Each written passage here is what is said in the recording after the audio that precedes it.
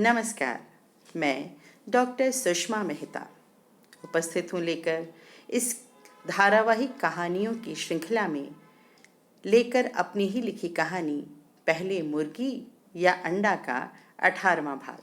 तो सुनिए कहानी। सुकेश ने कहा, हम एक बार फिर उस इंसिडेंट प्लेस पर चलते हैं, कुछ पिक्स और लेनी है। सुकुमार और ईशाब ने सहमति में गर्दन हिलाई। वे सब कुछ ही देर में वहां पहुंच गए। सुकेश वहां की पिक्स लेने लगा।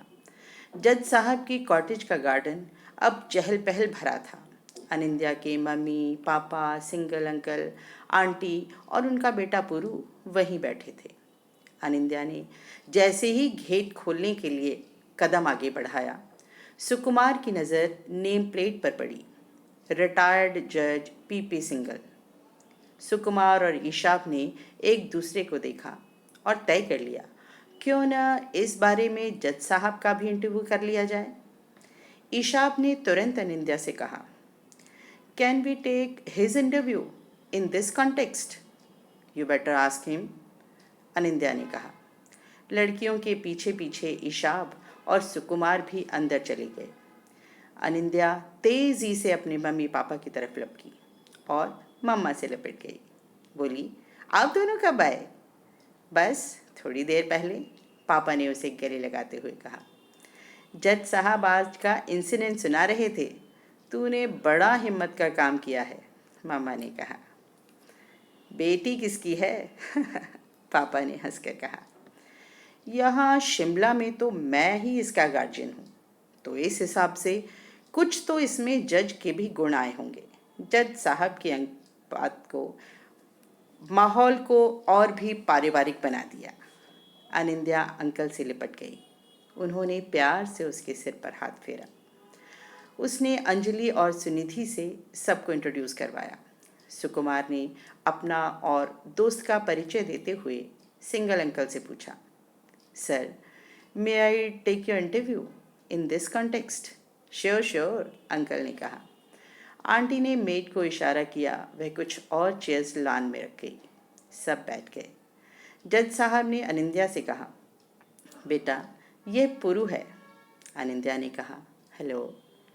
ओहो, so you are the Anindya, पुरू ने द पर जोर देते हुए मुस्कुरा कर कहा। अनिंद्या मुस्कुरा दी। मैंने आज के इंसिडेंट के बारे में सुना। You are such a initiative taker, उसने अनिंद्या की प्रशंसा की। मैं अकेले यह सब कहाँ कर पाती, इन सभी ने हेल्प की है, कहकर उसने सुनिधि, अंजलि, सुकुमार और उसके फ्रेंड्स पर नजर डाली। आपकी वाइफ और बच्चे?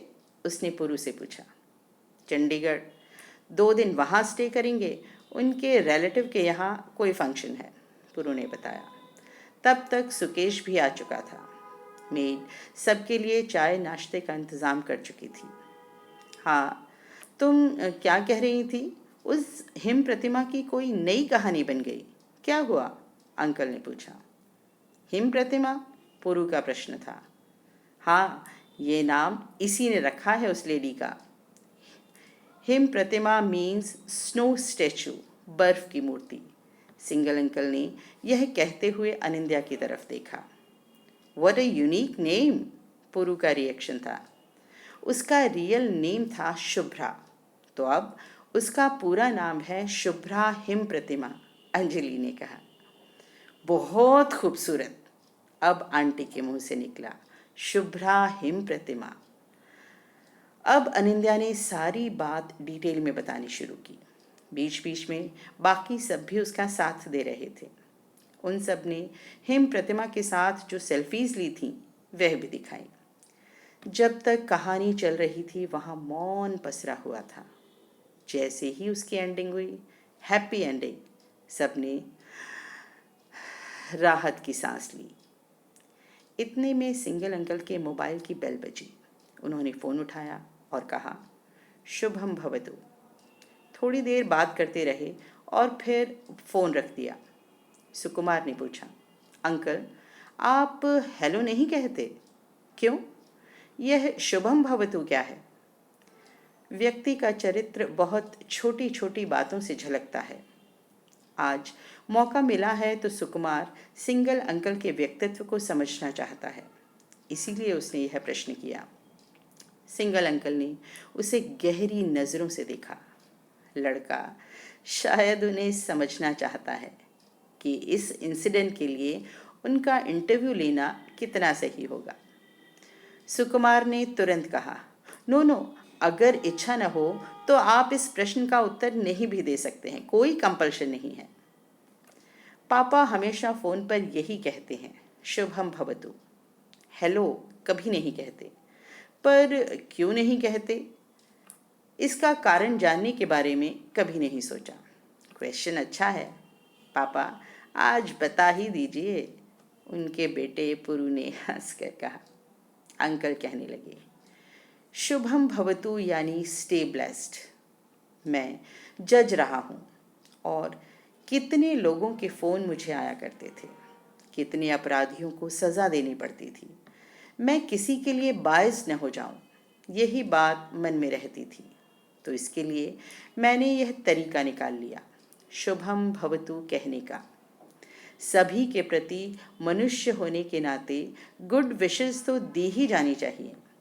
उसके बाद जजमेंट फैक्ट्स और आर्ग्यूमेंट्स के आधार पर देना आसान लगता था। जिसने जो किया वैसी सज़ा। Are you a psychology student? जज साहब ने सुकुमार से पूछा।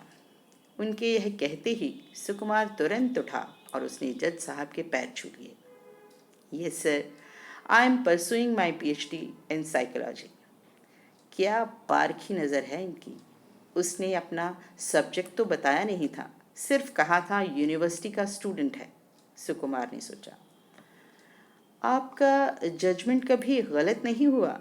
सुकुमार ने बात आगे बढ़ाते हुए पूछा। सभी लोगों को उनकी बातों में इंटरेस्ट आ रहा था, सभी ध्यान से सुन रहे थे।